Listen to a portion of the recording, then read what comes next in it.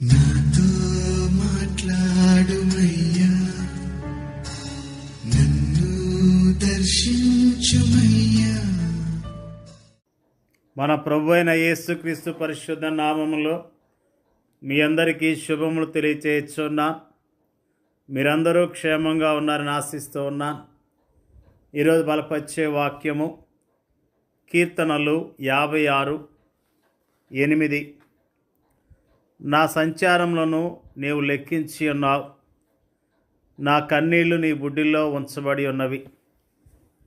కీర్తనాకారుడు ఎలాంటి పరిస్థితులు గుండా వెళ్ళాడో, అతని కన్నీళ్ళు గల కారణాలను ఈరోజున జ్ఞాపకం చేసుకుంటూ ఉన్నాం. దేవా, నన్ను కరుణింపుము, మనుషులు నన్ను మృంగవల్లని ఉన్నారు. దినమెల్లా వారు పోరాడుచు నన్ను బాధించున్నారు. అనేకులు గర్వించి నాతో పోరాడుచున్నారు. దినమెల్లా నా కొరకు పొంచి ఉన్నవారు నన్ను మృంగవల్లని ఉన్నారు. నాకు భయము సంభవించు దినమున నిన్ను ఆశ్రయించుచున్నాను. దేవుని బట్టి నేను ఆయన వాక్యమును కీర్తించెదను. దేవుని యందు నమ్మిక ఉంచి ఉన్నాను, నేను భయపడను. శరీరధారులను నేమి చేయగలరు? దినమెల్లా వారు నా మాటలు అపార్థము చేయుదురు. నాకు హాని చేయవలన తలంపులే వారికి నిత్యము పుట్టుచున్నవి. వారు గుంపు కూడి పొంచి ఉందరు. నా ప్రాణం తీయగోరుచు వారు నా అడుగుజాడలు కనిపెట్టుదురు. తాము చేయు దోషక్రియల చేత వారు తప్పించుకుందురా. దేవా, కోపము చేత జనములను అనగొట్టుము. నా సంచారమును లెక్కించి ఉన్నావు, నా కన్నీళ్లు నీ బుడ్డిలో ఉంచబడి ఉన్నవి. అవి నీ కవిల్లో కనబడును కదా. నిజంగా భక్తుని యొక్క ఆవేదన, దుఃఖాన్ని మనము జ్ఞాపకం చేసుకుంటూ ఉన్నాం. మనం ఎప్పుడు ఏడవలేదా? మనం ఎప్పుడు కన్నీళ్ళు కార్చలేదా?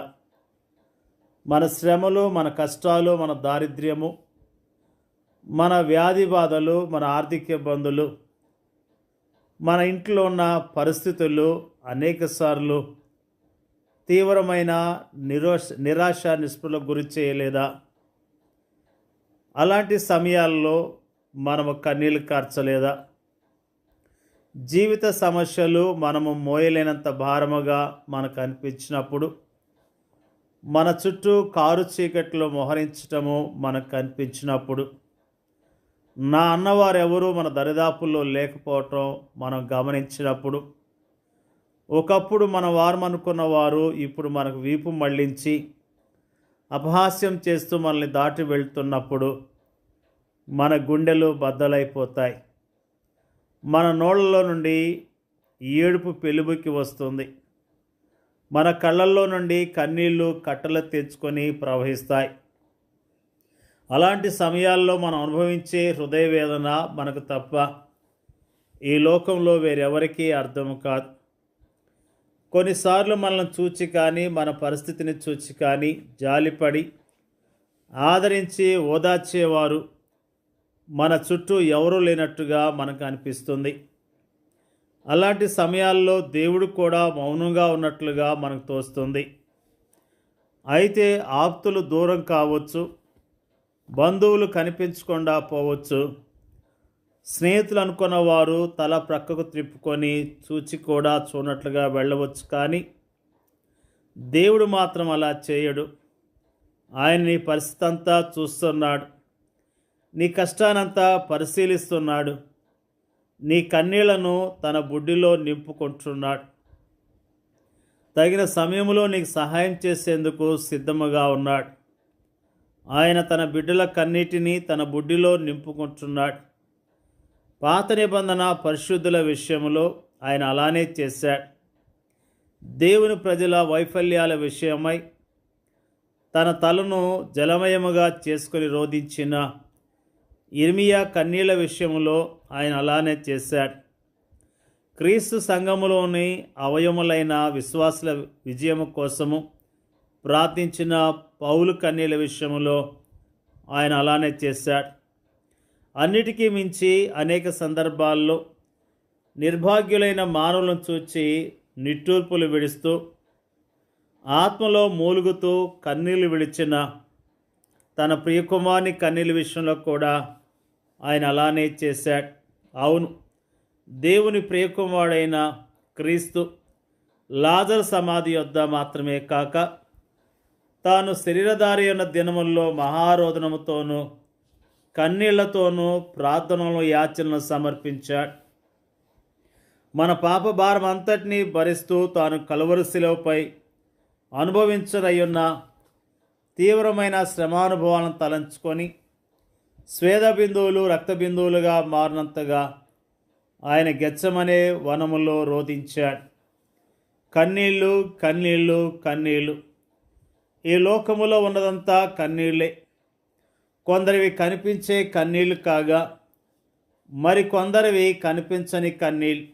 అయితే దేవుడు ప్రతి ఒక్కరి కన్నీళ్లు చూస్తూనే ఉన్నాడు. వాటన్నిటినీ తన బుడ్డిలో పట్టుకొని నిల్వ చేస్తున్నాడు.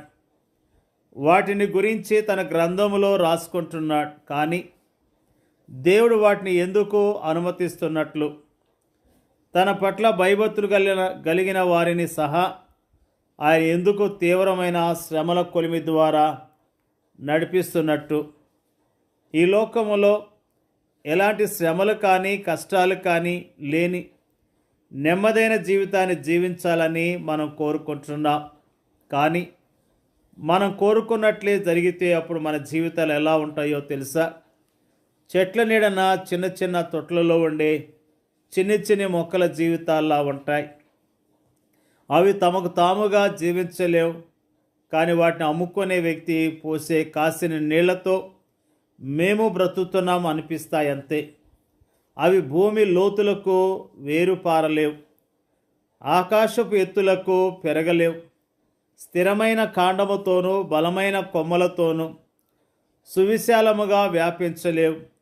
అవి తీవ్రమైన ఎండ, గాలి, వర్షం లాంటి మారే వాతావరణ పరిస్థితులకు ఏమాత్రమో తట్టుకోలేవు. ఇదెంత దౌర్భాగ్యమైన స్థితి! దేవుడు తన ప్రజలకు కష్టాలను అనుమతించడంలో మరో కారణము కూడా ఉంది. కష్టాల్లో ఉన్న ఇతరులను చూచి వారు జాలి చూపడం నేర్చుకోవాలన్న ఉద్దేశంతో కూడా దేవుడు తన ప్రజలకు కష్టాలను అనుమతిస్తాడు.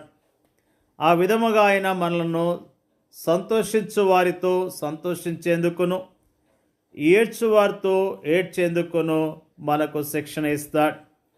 దేవుని యొక్క ప్రజలమైన మనము దేవుడు మన జీవితంలో జరిగించే కార్యాలను బట్టి దేవుని స్తుతిస్తూ దేవుని ఘనపరచవలసిన వారమై ఉన్నాం.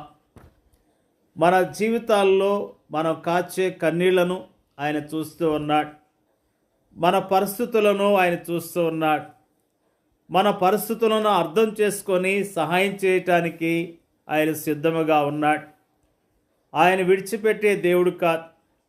తన ప్రజలు కన్నీళ్లు కాచారని దేవుడు మోషేతో మాట్లాడుతూ నేను దిగి వచ్చానని ఆయన అంటూ ఉన్నాడు.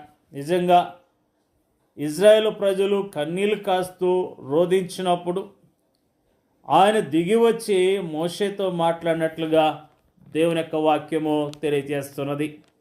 ఆయన మనతో మాట్లాడతాడు. మన పరిస్థితులు తగిన జవాబునిస్తాడు. ఓపికతో విశ్వాసంతో ఎదురు చూస్తూ జీవిద్దాం, ఆయన మహిమపరుద్దాం. దేవుడి యొక్క వాక్యాన్ని దీవించును గాక. పరిశుద్ధులైన తండ్రి, స్తోత్రాలు తెలియజేస్తూ ఉన్నా. భక్తుని యొక్క ఆవేదన, కన్నీళ్లు వాటన్నిటినీ జ్ఞాపకం చేసిన విధానం బట్టి స్తోత్రాలు తెలియజేస్తూ ఉన్నా. మా జీవితాల్లో కన్నీళ్ల గుండా వెళ్తున్నప్పుడు ధైర్యముగా ఉండటానికి, విశ్వాసంతో నీ కొరకు జీవించడానికి సహాయం చేయండి అయ్యా. నీకు వందనాలు అయ్యా. దుఃఖముతో, ఆయాసంతో ఎంతో కుమిలిపోతున్న బిడ్డలను మీరు జ్ఞాపకం చేసుకోండి. కుమిలిపోతున్న బిడ్డలను మీరు ఓదార్చండి, ధైర్యపరచండి అయ్యా. మరి ఎంతో దుఃఖాన్ని చెప్పుకోలేంత బాధ కలిగి కృంగిపోతున్న ప్రతి బిడ్డను జ్ఞాపకం చేసుకొని వారి ధైర్యపరచండి, బలపరచండి అయ్యా. నీకు స్తోత్రాలు. ప్రభువా నువ్వు చూచే దేవుడు, ప్రభువా సహాయం చేసే దేవుడు, తగిన సమయంలో జవాబిస్తావనే విశ్వాసంతో నీ కొరకు జీవించడానికి సహాయం చేయమని, వాక్యం వింటున్న వారందరినీ పేరు పేరున దీవించి ఆస్వాదించమని యేసుక్రీస్తు పరిశుద్ధమైన నామంలో అడిగి వేడుకొంచున్నాం తండ్రి. ఆమెన్.